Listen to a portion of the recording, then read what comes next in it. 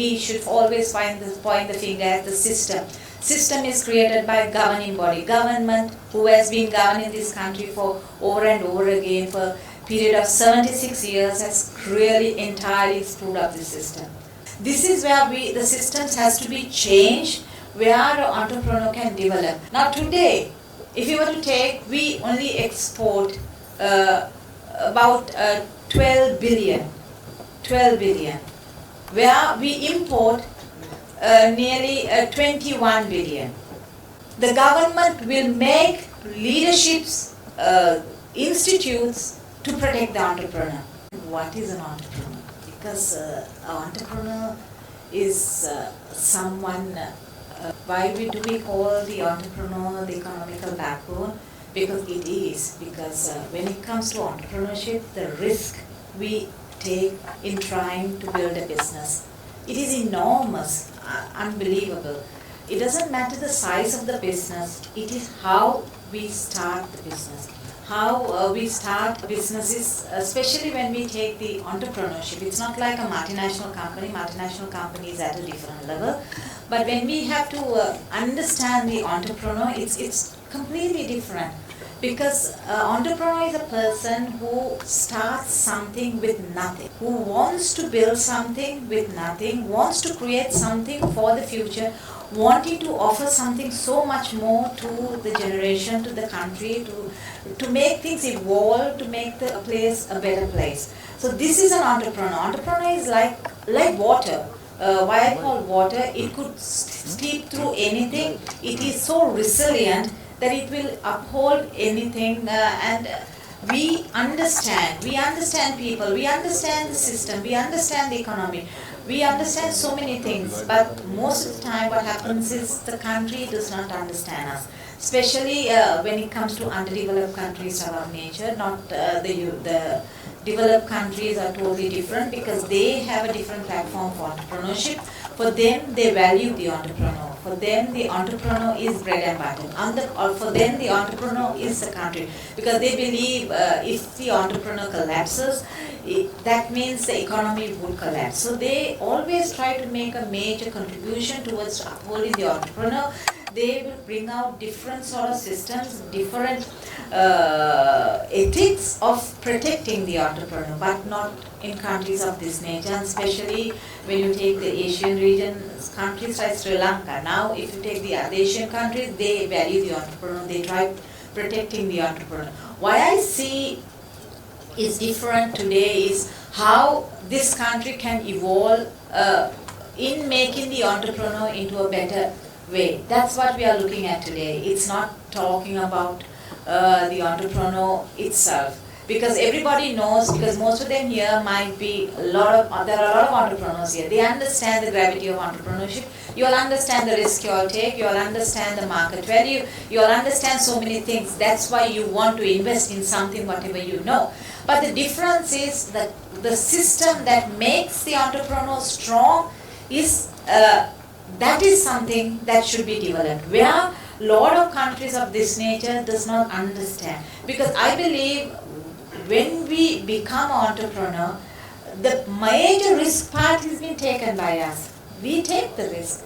We want to take the risk. Because we take the risk, it's not because we have nothing else to do, we can do 8 to 5 job. Most of these entrepreneurs are educated in something.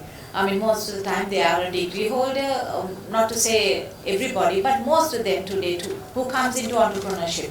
So they surely can work for a multinational company, but they instead try to make a difference to society. They try to do something in return for whatever the value they are posing on. So this is where the country has to understand. This is where the systems has to be changed, where an entrepreneur can develop. Because if you were to take now, we as Sri Lanka started together with most of these Asian countries like Thailand, Vietnam, Bangladesh, Singapore, India, countries of this nature, even Pakistan. Now today, if you were to take, we only export about 12 billion, where we import nearly 21 billion. So what has happened to the entrepreneurship? Because this has turned into an import economy. Where, if you were to take Thailand, today they export nearly 325 billion. Of course, our economy started together. We were way ahead of Thailand. They were way behind us. Why? The government makes it a point where the entrepreneur is protected. The government makes policies to protect entrepreneurs. The government will make leaderships, institutes to protect the entrepreneur. That is the difference. Now, if you were to take Vietnam, Vietnam exports 376 billion. And Vietnam is a country that came out of a lot of issues in the very recent past. Take Bangladesh. Today, Bangladesh exports more than 60 billion, where we are still at 12 billion. The Bangladesh garment industry started way after us. Where have we come and where have they gone? Take Singapore. Singapore is milestones ahead. They are 870 billion. And Singapore once wanted to be us. Just imagine the pathetical situation our countries have been put by these leaders, so-called people who come to govern the country, to put the country in a better position. Take Pakistan. Even Pakistan, with so much of issues, still they are behind. They are so ahead of us. They are about $39 billion. And India, don't even think about. India is unbelievably ahead of us. But with all this, what do we understand? Most of these countries started way after us because we were way ahead of them. Our education system was way better than them. We were more recognized in the world so much before them. Our entrepreneurship, our GDP was so much better than them. But today, we have become a bankrupt nation. To who should we point the finger at? Should we point the finger at ourselves? No. It's never the case. We should always point the finger at the system. System is created by governing body. Government, who has been governing this country for over and over again for a period of 76 years, has really entirely screwed up the system. So why are we allowing this to happen? What I believe is, as entrepreneurs, we are the strength of the country. We are the strength of the GDP. We are the strength of the economy. Then we have the right to decide who and how the country should be governed and how the system should be put in place. What I believe is, an entrepreneur should be interacting with any politicians. Politicians have no business in trying to do business. Their business is only making systems right to govern a country, not to govern businesses.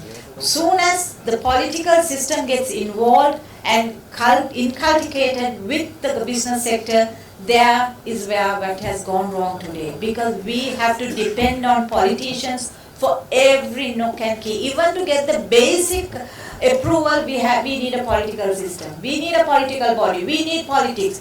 That should be the case. This country to go forward, our entrepreneurships to go forward, we need the system to be changed. We talk so much about digitalization. To digitalize 21 million people in this country, how long does it take? How much money does it take? We waste more funding just on unnecessary things. But to try to put a proper system together, no, they don't want to. So we have to make the change today in order to make a better country tomorrow. Because the youth today flees the country for what? The grass is greener on the other side. It's never the case. It's nothing like this country. This is a beautiful land. We have everything in this country. It's just that bad leaders have made this country this today. So we as entrepreneurs, who are the economical backbone? I always believe leaders are like the head and the big businesses are like the stomach. We are the backbone. Why are we called the backbone? Because there can be a head, there can be a stomach. If the backbone doesn't stay straight, we could never stand. If we are not there, there is no country to stand on. So we as business people, we have to understand why we are here. Because we are a driven substance. We are being driven with the slightest ability. Because education, qualification is only 20% of your ability to do something properly. We need 80% of our ability, our capability, our ability, our devotion, dedication and determination is 80%. Education qualification is only 20%. So if you think you're educated to put things right, no, you're wrong. You have to have the determination and wantness and willingness. And you have to be compassion, resilience and being compassion. I mean, you have to be soft somewhere down the line. When you are soft, you feel for the other person. Even we as business entities, we have lot of empathy towards the other person. That's why we want to increase our employer's salary, because we feel for them. We feel if we can enjoy, because I always believe a company is like a big tree. We might look big, but if the roots are not strong, we could never go forward. So same scenario, the government needs to understand to strengthen the entrepreneurship. If we are not strengthened, if we are not given the necessary backing or the necessary support, we cannot go forward. The country would never go forward. Today, we are crying out loud saying the country is bankrupt. I always say, no, we are never bankrupt. We were never bankrupt and we will never be bankrupt. But this is one country you can never bankrupt, because people are not idiots and we have the ability, we have the resilience to fall back, to fight back, to stand back again. We fought a war, we won. We fought a corona and we won. We have gone through so many difficulties. Just because somebody comes and says the country is bankrupt, that doesn't mean to say the entrepreneur is finished. If the entrepreneur is finished, you and I won't be standing here today. We will be picketing on the road because we will have nothing else to do.